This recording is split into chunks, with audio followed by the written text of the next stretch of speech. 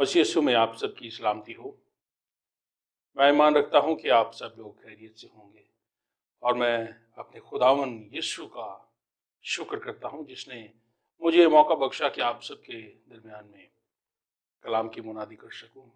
और मैं शुक्रगुजार हूँ SPS बाइबल टीवी का, जिन्होंने मुझे ये मौका फराहम किया कि मैं इस चैनल पर खुदा के ज़िंदगी बख्श कलाम को बांट सकूँ।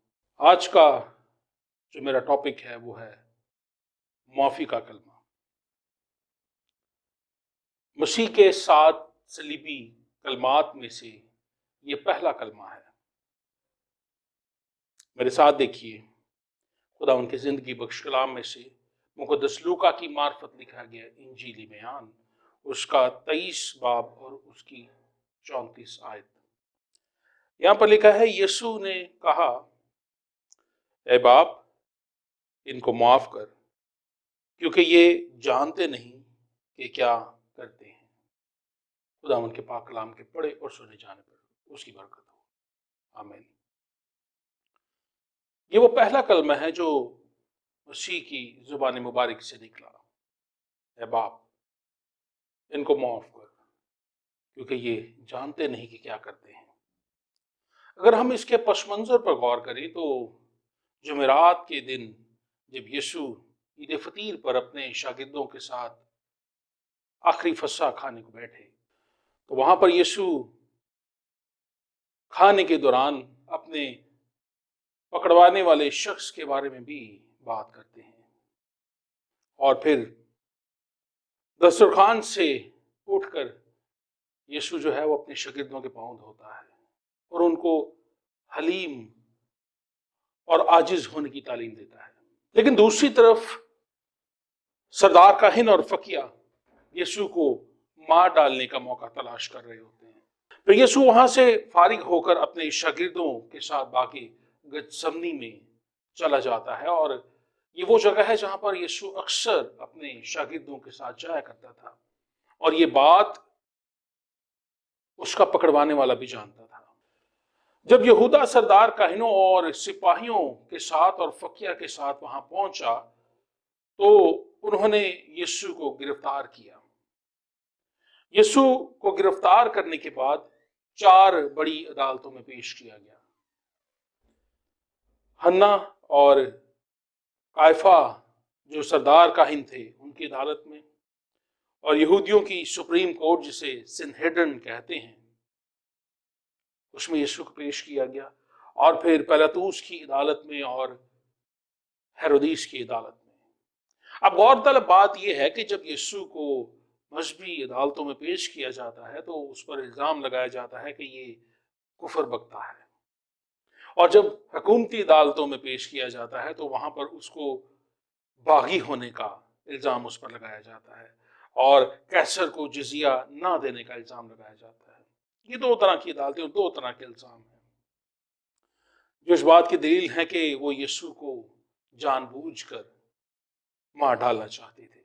हेरोदेस फिर वापस यीशु को पिलातुस के पास भेज देता है, और फिर पिलातुस 3 बार यीशु के बेगुनाह होने का इकरार करता है और फिर उसे छोड़ देने की कोशिश करता है।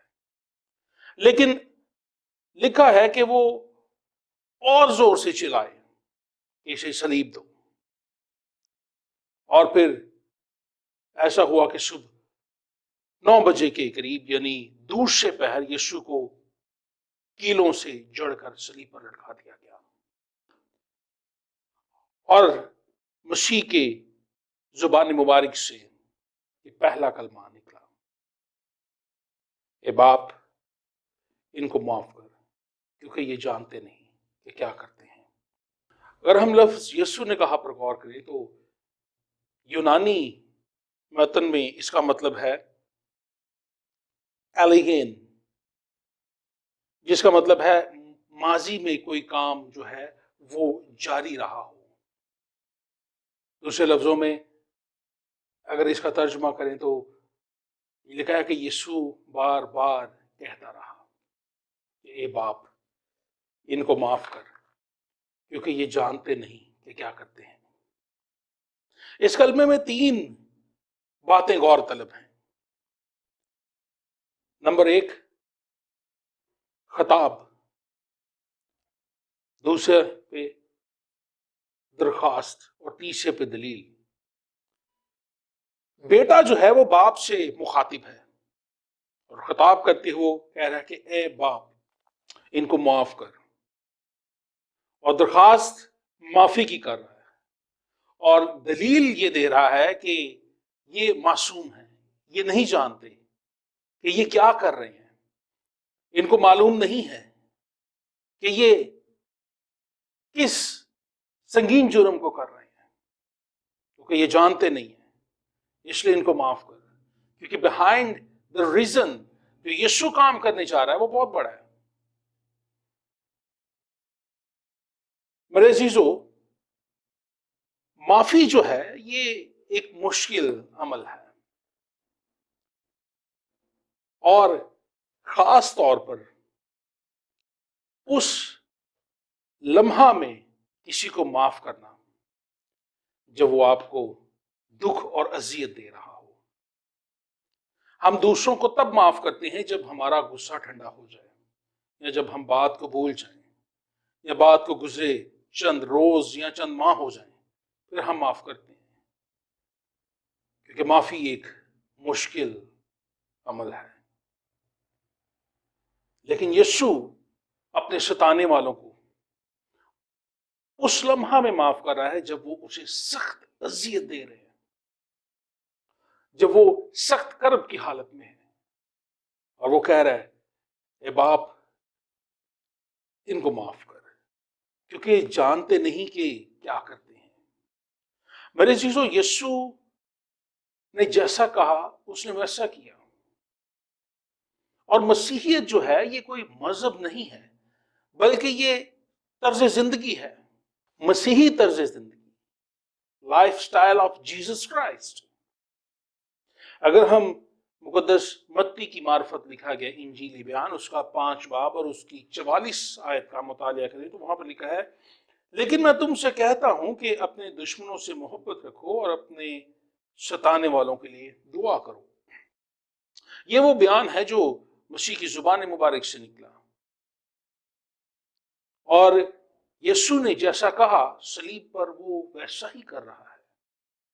اس نے کہا کہ اپنے دشمنوں سے محبت رکھو اور اپنے ستانے والوں کے لیے دعا کرو، اور صلیب پر کیلوں سے جڑے ہوئے، سر پر کانٹوں کا تاج پہنے ہوئے، سخت کرب اور مصیبت کی حالت میں، بدن پر 1 کوڑے کھائے ہوئے، اس سخت کرب کی حالت میں یسوع اپنی بات کو پورا کر رہا ہے،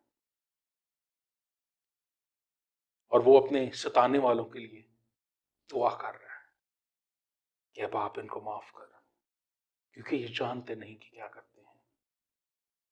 میرے عزیزو، آج ہمیں بھی اس طرز زندگی کو اپنانے کی ضرورت ہے۔ آج ہمیں بھی دوسروں کو معاف کرنے کی ضرورت ہے۔ نامعافی ہمارے دلوں کو سخت کر دیتی ہے، نامعافی ہماری زندگیوں میں بہت سی برکات کو روک دیتی ہے، نامعافی ہمیں خدا کی محبت میں چلنے سے روکتی ہے، نامعافی ہمیں تاریکی میں رکھتی ہے۔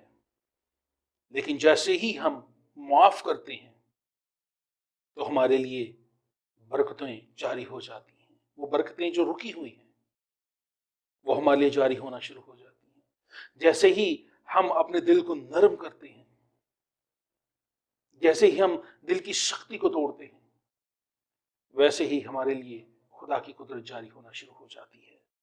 اور یہ بہت ضروری ہے کہ ہم اپنی زندگیوں میں معافی کے رویہ کو اپنائیں، اور یہ رویہ مسیحی رویہ ہے، یہ کریکٹر مسیحی کریکٹر ہے کہ ہم اپنے ستانے والوں کو معاف کریں، ان کے لیے دعا کریں۔ آج ہم اپنے رشتہ داروں سے، دوستوں سے، فیملی ممبر سے ناراض ہوتے ہیں اور ان کو معاف نہیں کرتے۔ سالوں سال یہ نامعافی ہماری زندگیوں میں، ہمارے دلوں میں ایک بڑی دیوار کو کھڑا کرے رکھتی ہے۔ عزیزو، ان دیواروں کو گرانے کی ضرورت ہے۔ یہ 7 صلیبی کلمات محض ایک روایت نہیں ہے جو مختلف خادمین کے وسیلہ سے آپ سنتے ہیں، بلکہ یہ मसीह के मुंह से निकले हुए वो कीमती अल्फाज हैं जिनको अगर हम अपनी जिंदगी में अपनाएं तो हमारी जिंदगी में बहाली, खुशहाली, खुदा का इत्मीनान, खुदा की तसल्ली काम करेगी।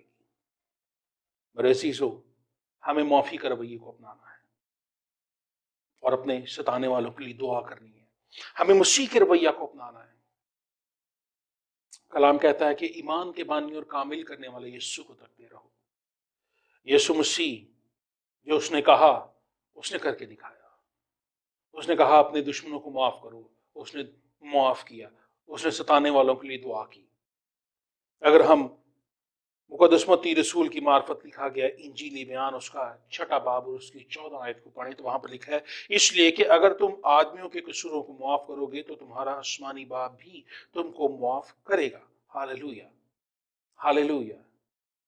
अगर हम दूसरों को माफ करेंगे तो हमारे भी गुनाह माफ होंगे। ये मत सोचें कि दूसरों से अगर गुनाह सरजद हुआ है तो वो काबिल माफी नहीं है। बहुत से गुनाह जो है वो हमसे भी सरजद होते हैं, लेकिन हम जब दूसरों को माफ नहीं करेंगे तो हमारे गुनाह भी बाइबल कहती है कि माफ नहीं किए जाएंगे। लेकिन ये बहुत जरूरी है मेरे अजीजों कि हम इस बात को समझें कि खुदा का कलाम हमारी जिंदगियों से क्या कहता है और खुदा हमारी जिंदगियों के लिए क्या करना चाहता है। इब्रानियों उसका 8 बाब और उसकी 12 आयत में लिखा हुआ है, इसलिए कि मैं उनको उनकी नाराजगियों पर रहम करूंगा और उनके गुनाहों को फिर कभी याद ना करूंगा। खुदा जो है वो हमारे बारे में गोशीन दिल रखता है। वो बहुत ज्यादा मोहब्बत से भरा हुआ है। वो कहता है कि मैं उनकी नाराजगियों पर रहम करूंगा और उनके गुनाहों को फिर कभी याद ना करूंगा।